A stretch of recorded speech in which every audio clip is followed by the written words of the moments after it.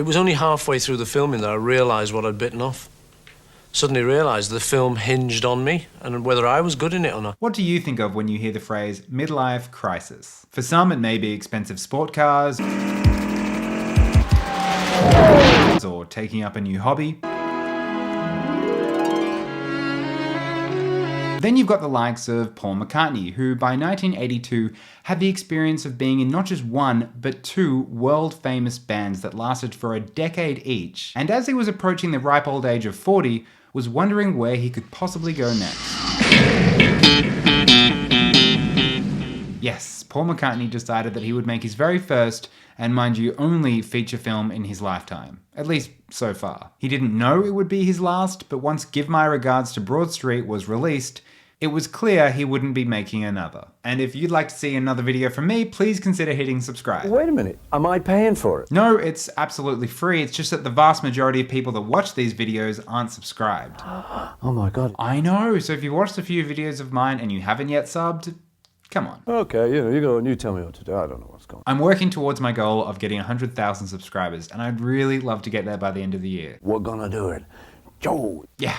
Thanks, Paul. Anyway, back to the video. Give My Regards to Broad Street was made after a long-held ambition for Paul McCartney to return to the screen and show off his acting chops after the mostly successful run of Beatles films in the 1960s, namely A Hard Day's Night and Help. These were fun, irreverent movies that gave audiences a glimpse of what the Beatles might actually be like. The plots were zany and filled with plenty of hijinks and quickly became beloved amongst fans for their charm and delightful inclusions of many of the Beatles' hit songs. I mean, not all Beatles films were beloved. Talk about your magical mysteries. I spent half an hour looking for that sugar. But their first two in the mid-1960s helped introduce the band to an even larger fan base, and is often the way people remember the Fab Four right up to today. Of course, now we have this. No fuck face. What the shit in hell's going on? They're going home. Which is the way I choose to remember them, but hey, horses for courses. Paul McCartney really enjoyed acting in these early Beatles films and always desired to return to the big screen at some point when the time was right. And by 1982, the time seemed to be right. He'd ended things with Wings and had already released his first successful solo album, Tug of War, a wonderful LP that really helped to distinguish McCartney as an artist in his own right. Validation he'd been seeking, particularly after John Lennon had tragically been killed the year before, ending years of speculation that the four Beatles would reunite. So was Paul McCartney going to write his own film?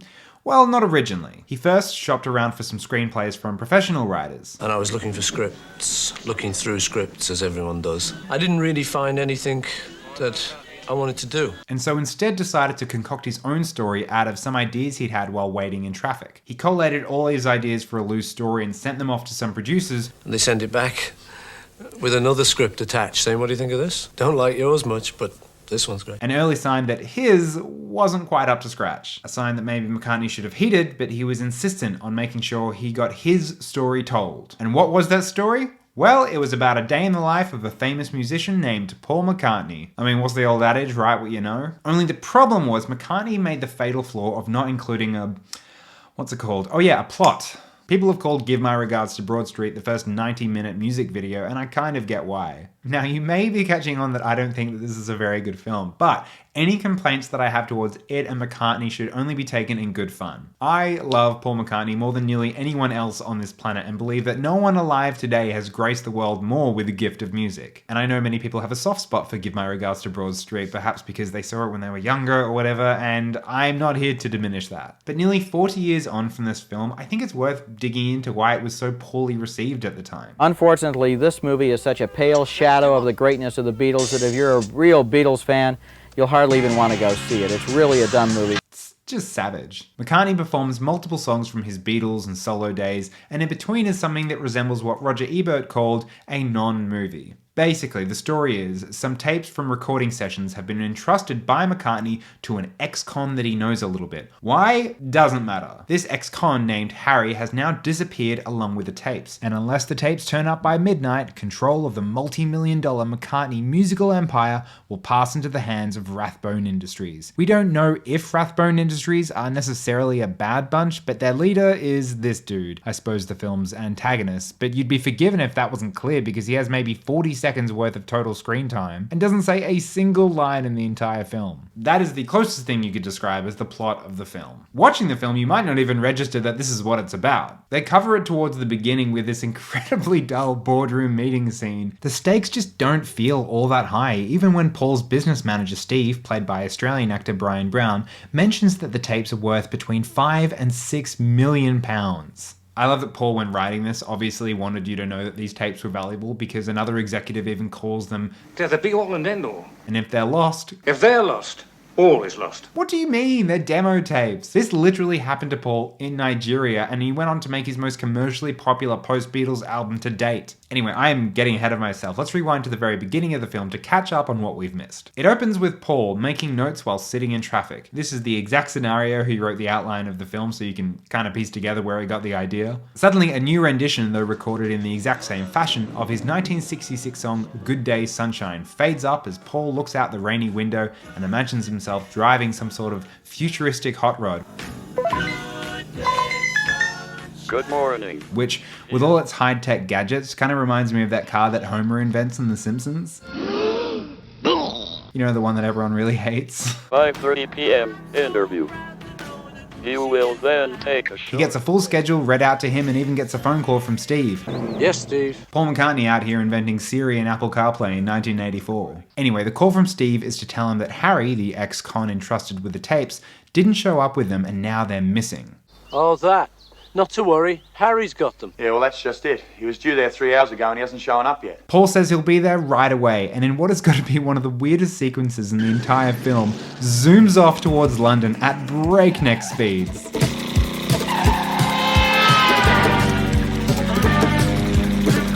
God, I love his acting here. What a boss. Then Paul, Steve and Alan, Steve's assistant, head off to meet up at the studio where a dripped out Ringo Starr is hanging out of the kit ready to record a few songs. Paul fills Ringo in with the news that the tapes are missing, and suddenly it's very A Hard Day's Night, very help. Well, Harry, you know, is supposed to be taking him down the factory. He's gone missing. Missing? Yeah, and the tapes too. Harry and the tapes are missing. Except it's very clear we're missing two crucial cast members. This is a good moment to let you know that when Ringo was told that there'd be Beatles songs used in the film, he refused to re-record them with Paul. I asked Ringo if he'd be comfortable about doing it. He said, I'm not doing that again, you're kidding. He said he wouldn't drum on any and Beatles stuff. And his approach is, I've done it, so don't ask me to do it again. As he was worried that he'd either not be up to scratch from his old versions, or that he'd record them better and feel unsatisfied with the originals. You know, I don't fancy recording them again. Either way, he didn't want any part of it and just played on all the others from Paul's solo career. Here we get some lovely renditions of Yesterday and Here, There and Everywhere. Yesterday. It's quite a sweet moment from the film where you can just watch and listen to Paul McCartney sing these songs he originally recorded 20 years earlier. It gives the audience a moment to consider just how much has happened, just how much has changed to Paul McCartney and the world since the Beatles' heyday. There's something there. You even get the added bonus of George Martin and Geoff Emerick in the film, the Beatles' producer and engineer respectively. George Martin actually worked alongside McCartney on the film's soundtrack, including the now very dated incidental music. Paul then heads over to the piano and plays Wanderlust. I never actually shared my opinion of the song in my McCartney ranking, but it's a warm and encouraging number off of Paul's Tug of War album.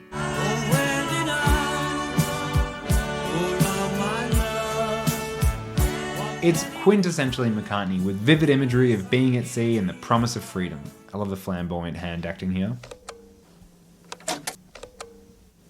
McCartney introduces some physical comedy, but it never feels all that committed. Like Ringo accidentally knocking over a cymbal while Paul says, "It's gonna be one of those days."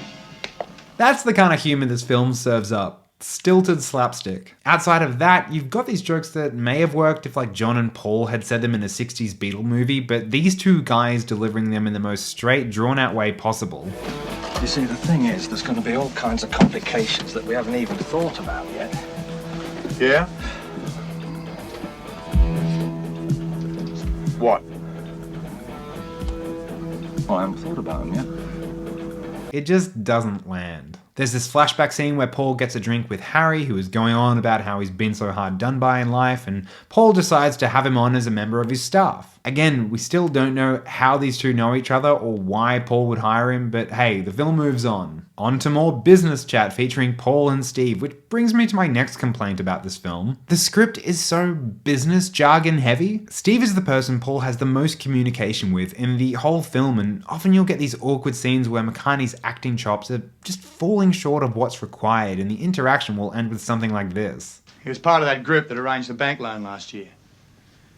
You remember we had a short-term cash flow problem? I showed you the papers. Come on, Paul. This is a film about a day in the life of one of the world's biggest pop stars. Why does it feel like I'm watching an earnings report? McCartney's also wearing a Hawaiian shirt, which I think is supposed to make him stand out from all the boring businessmen, but he's just not living up to that Hawaiian shirt guy energy. I suppose to spice it up a bit, they bust out a reference to Song of the South. Zippity-doo-dah, zippity-ay. Zippity-doo-dah, zippity-ay. There's a bluebird on my shoulder. Yeah, I don't know. The thing about Paul in this film is how pulled back his whole character is. Usually in TV or film when celebrities play themselves, they often play heightened versions of themselves, perhaps to appear more egotistical or lacking in self-awareness for comedic effect. Here, Paul is playing, I suppose, a reduced version of himself, just kind of plodding along from one business venture to the next without much at all in the way of a personality. I'm not really hungry. Whereas normally, well, have you seen McCartney? Hello. Oh, they're great, these, aren't they? Oh, I love them. Good to buck. What? We get a bit more energy out of him in the next musical sequence, and one of the better moments of the film, the ballroom dancing number. A song off of Tug of War that gets an almost West Side Story treatment with two opposing sides that fight through dance while Paul and Linda McCartney play along on stage. It's also just before this musical number that Ringo enters and introduces himself to a character played by Barbara Buck, Ringo's actual wife, who happens to be a Hollywood actor in her own right. Her character, though, is really not fleshed out, playing a kind of journalist groupie hybrid that is basically just with Ringo from here on, but we don't learn anything about her. Can I get some of your time later to talk? You can have hours. If you don't mind waiting a minute. Okay, see you later. And she's like the fourth build. I'm on drugs. I've seen some behind the scenes footage of this sequence, and it's a revealing insight into why this film perhaps wasn't so successful. We can see Ringo Starr asking director Peter Webb about his own motivation when entering the scene. Motivation for this scene. Yeah, what do you think? Yeah, I should, come on strong, or just He needs his motivation, Pete. Which is a fair and decent question to ask of your director. I think it's, do you want the moody? Do you want the moody? Do you want the moody, Pete? Or do you want the... I think it's He's got to know. He's got to know. between that and the other. Okay, I've got it clear. That's clear. You want to figure out I've got it. In fact, at this point, Ringo Starr was easily the more seasoned actor out of the two former Beatles. Peter Webb, on the other hand, had limited experience as a director with only the odd commercial or TV episode to his name, so it's a wonder why McCartney thought he'd be a good choice to direct his film. He also never directed anything again after Broad Street, and I think his non-committal response to Ringo's motivation question really says it all, as does Ringo's reply. between that and the other. Okay, I've got it clear. That's clear. You want to figure out I've got it. sake, man, you're amateur. As the gang are having lunch, Sandra, a friend of Harry's, shows up Well, hi, Sandra. How are you? and immediately starts crying about him. I'm not sure if she's Harry's lover or just his friend, because at one point Paul and Steve discuss Harry's wife and Sandra as being two different people. I rang his ever-loving missus, but she's worried because he didn't come home last night. Did you try Sandra? But then later in the film, Sandra's got these photos next to a bed of Harry, and it's like, what's going on there? This character is honestly just super irritating, but it's not the actor's fault. She's clearly just been directed to cry in every scene that she's in. Paul thinks showing her a steampunk space-age version of Silly Love Songs might cheer her up though. That's right, the next musical number is this truly bizarre rendition of Wings' biggest hit. The thing about this performance though is that within the world of the film, we have no idea why it's happening. The ballroom dancing sequence was a rehearsal. Ballroom dancing, dress rehearsal. Silly Love Songs just starts and ends, but we don't know why. And remember, this isn't a musical in the sense that these actors aren't just going about their day and then burst into song with everyone knowing choreographed dance moves. These are musical numbers performed by the characters in the film, but we never know what they're for. A televised gig, a music video, who knows? They just begin. At least this one's a bit of fun. You've got this guy doing the moonwalk and the robot, and it's like, hey, did you know this movie is from the 80s? Linda's really given face, and the bass slapping.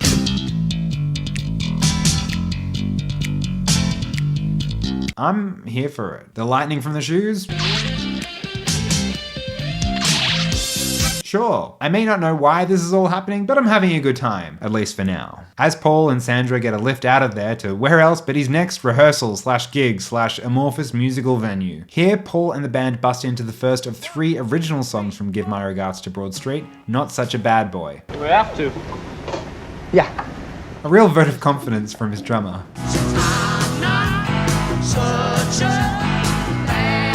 The song is fairly enjoyable and has a pretty fun chorus, but Paul, said it once and I'll say it again, you were never the bad boy. And you're not fooling anyone with that Hawaiian shirt leather jacket combination. And as much as these musical sequences are the best parts of the film, they do destroy any kind of momentum or sense of urgency that every other scene is trying to hopelessly set up. Like, I get not wanting to cancel a morning rehearsal where hundreds of people are counting on you being there, but it's 3 p.m. at this point. Why are we doing band practice? Aren't these tapes super valuable? Like, to the tune of £6 million?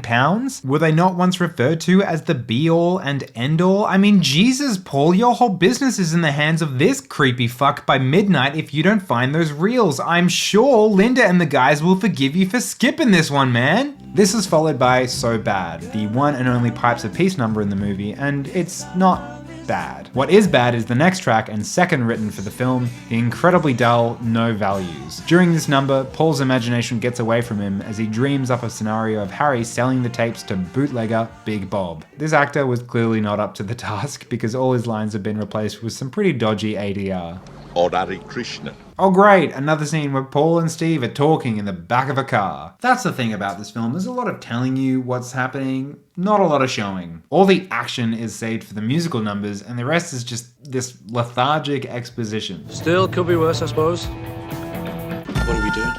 Yeah, what are we doing? Oh, yep, okay, new destination then. Here's a brief interview about the new album, pretending all is well. Little does this interviewer know that the album is in doubt as the tapes are still missing. Anyway, then Paul busts out a truly wonderful version of For No One. Your day breaks, your mind aches, you find that all... A real treat for the audience, as this song had never been performed by Paul in any way since he recorded it for Revolver in 1966. Hearing this performed by a middle-aged Paul McCartney, it's almost like the way the song was intended to be heard. No sign of love behind the tears. It just hits harder sung by someone a bit older. The imaginary story of this couple's disintegrating relationship is even sadder as the years have stretched on. This is followed by Eleanor Rigby. Ah, look at all the lonely people. Which quickly transforms from a simple studio performance to a more bold vision that sees Paul performing in the Royal Albert Hall, which also improves the acoustics of the song. Ah, look at all the lonely people. Eventually, characters turn up from the film like old-timey audience goers. This then transforms again into Eleanor's dream. Perhaps Paul McCartney's biggest risk taken with the film, a sequence that some loved and others could only roll their eyes at. It basically becomes this extended interlude that depicts a Jane Austen-type backdrop featuring Paul looking like Inspector Javert from Les Mis. Another brawl in the square, another stink in the air. Was there a witness to this? Would Inspector Javert? Ringo and Linda are here too. It's just a bit unclear what this dream is to the story and who Eleanor even is. I think there's something to this, but I just get so bored by it because it really goes on for far too long and over 10 minutes. 2 minutes in, you start to wonder where Paul is actually going with this. They're drinking wine, this glowing thing is meant to represent the missing tapes, Linda's taking a photo of them all. Like, I appreciate the high concept, but to what end? Then it gets a bit more serious, the music turns into minor key, and Ringo, Barbara, and Linda all fall off a waterfall.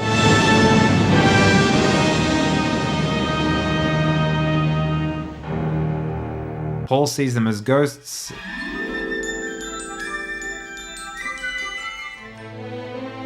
and then spots Harry with the glowing tapes who is running through old-timey London before getting stabbed via knockoff psycho music. Paul awakens and promptly dips from the studio, where we find him driving through London to the original recording of Band on the Run. If I ever get out of here, He winds up at this bloke Jim's apartment where he's looking for some answers about Harry and the tapes. We don't really know who Jim is to Paul other than that he's a sage old man spouting pearls of wisdom as McCartney sips some tea. Some people thought that Jim is meant to represent Jim McCartney, Paul's real father. Paul said the actual inspiration was Polonius from Hamlet. Either way, he's overshadowed by the inexplicable inclusion of a monkey apparently owned by Jim. This is so weird because this scene could have functioned fine without the monkey. Like, nothing would have changed. They don't address the monkey, the poor thing is more or less an extra, so why is the monkey there? They had to pay a monkey wrangler for a whole day on set for this? I guess that was the 80s and monkeys did tend to just pop up in movies from time to time. Anyway, Paul goes for a drive to a sax-heavy version of The Long and Winding Road.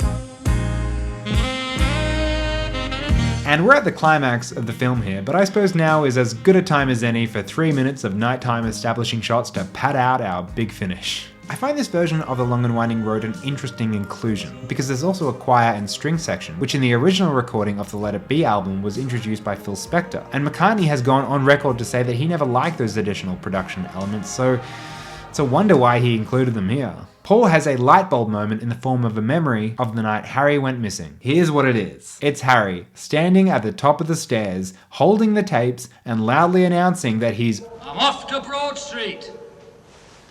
Off to Broad Street. Then Paul and everyone else in his team currently looking for Harry break into a parody song of Give My Regards to Broadway. I give my regards to Broad Street. Remember me to Leicester Square.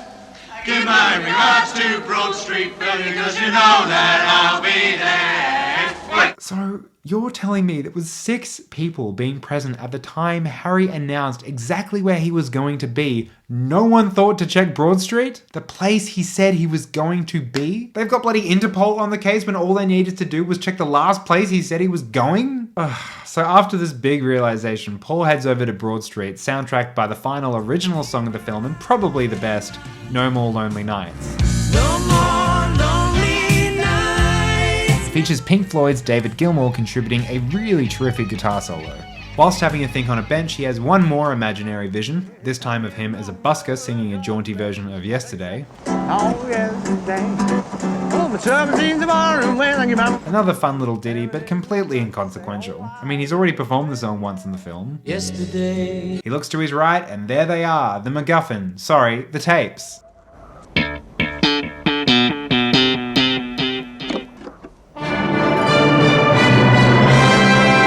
He then hears a voice calling for help in a shed where he discovers Harry, who got trapped thinking it was a toilet. Oh, it's you? And honestly looks like he's about to murder Paul McCartney. You all right? Yeah. It's dark and cold. The train never came. Like, why it got to be so sinister? But they walk away happily, doing some very convincing laughing.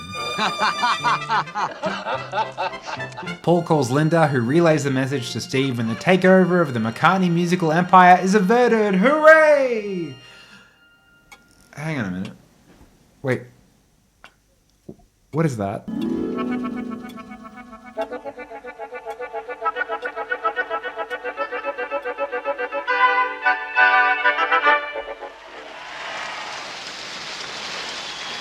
You're a long way away, mate. Oh yeah, I must have been daydreaming. It was a dream.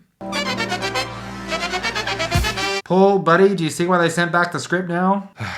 The film concludes with a funky, synth-heavy version of No More Lonely Nights. No more lonely nights.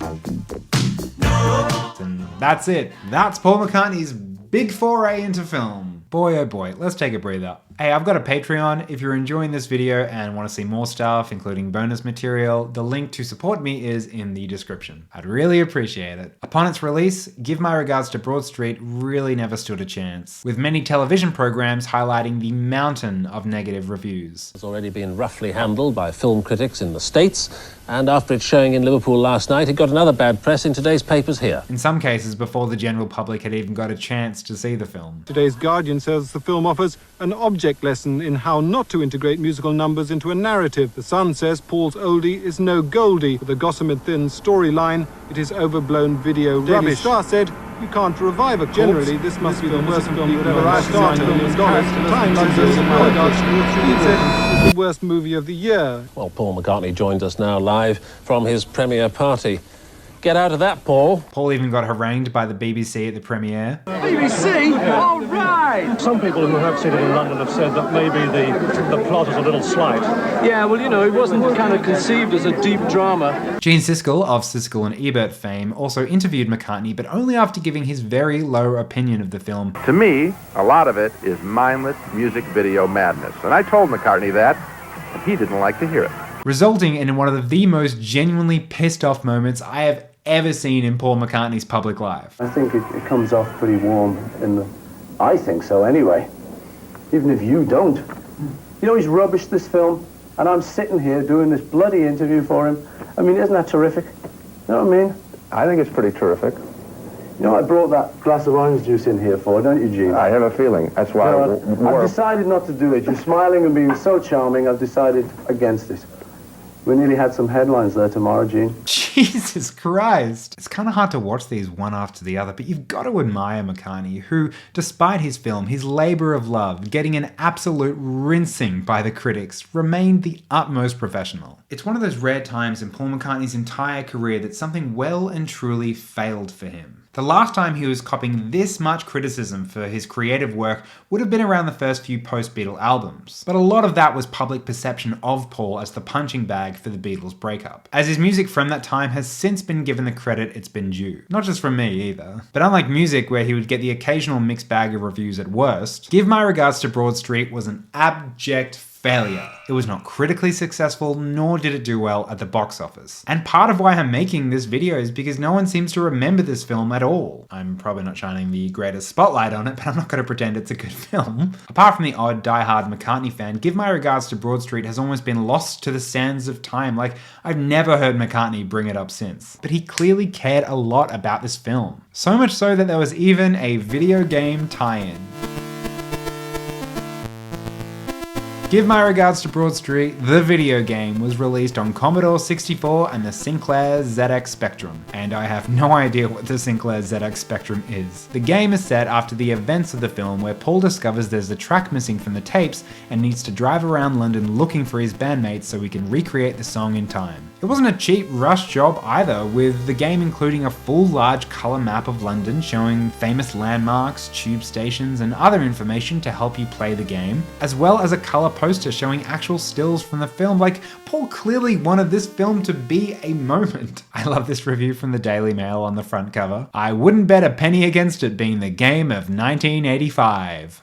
Yeah, I don't know, I'm pretty sure Super Mario Brothers was the game of 1985. That being said, I've never played it, but looking at the gameplay, yeah, I don't know, it's certainly no Duck Hunt.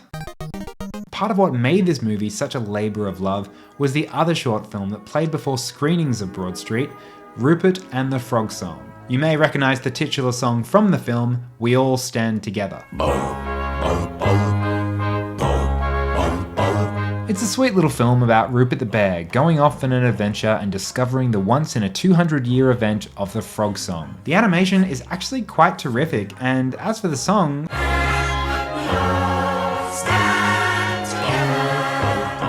well, it's one for the kids, I'll say that much. Yeah, it's not Maybe I'm Amazed. McCartney's relationship to Rupert the Bear goes all the way back to when he was a little kid in Liverpool, reading the Rupert Annual at Christmas and always feeling quite attached to the bear. So much so that the day after the Beatles broke up, his company, MPL, acquired the rights to the film. He would read Rupert's stories to his kids, and the song Little Lamb Dragonfly from Red Rose Speedway was originally intended to appear in a Rupert feature in the early 70s. He later made an unreleased demo soundtrack for a proposed film. Once upon a time, there was a young white bear called Rupert. And all the songs have a playful 70s charm that I can highly recommend. It's on YouTube, and I'll link it in the description. He finally got the official film made in 1984. Hello, my name's Paul McCartney, and this is my friend, Rupert the Bear. And we're very happy that we made this movie because it was a true labour of love. And even voiced the little bear and other characters himself. Hello, Mr. Butterfly. What are you doing here?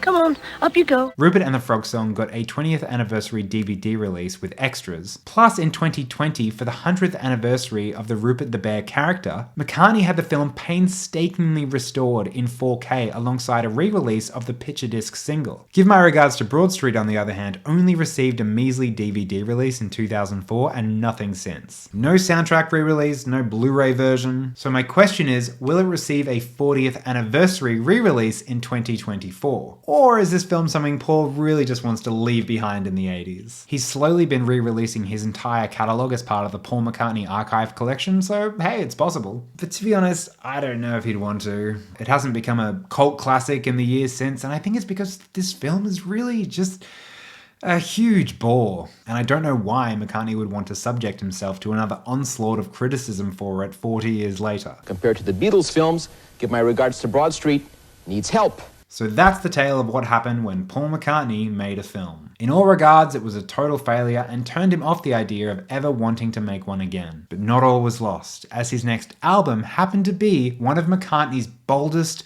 brilliant, and popular works to date.